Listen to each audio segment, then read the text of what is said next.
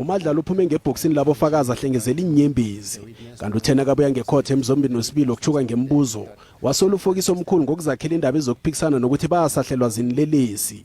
Ufokisi lo uphakamisa ukuthi kutshutshiswe bonke abantu ekhabe bangendlini mhla kudunyuzwa uMeyiwa. If yena uMr Hlobonje wayibhala statement lesi, why asibhale if usine information ebalekile, why asibhale ngo2019 lento yenza ngo2014? uMadlala utshuke ngemibuzo malungana nokuvezwa kwelwazi elitsha elivezwe ngelinye lamagcwetha izolo. Kholwa bona umkhwenyabo Meyiwa kuthiwa wakhupha istatement esithi batsho uMadlala wafakazela indaba ukuthi khabe kuliwe emzini kwakhumalo nakuza kwenzeka isehlakalo.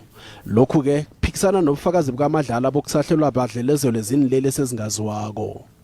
The state came up with new statements and questions towards the witness, which they initially never asked the witness, which by itself, the state also never followed the procedure.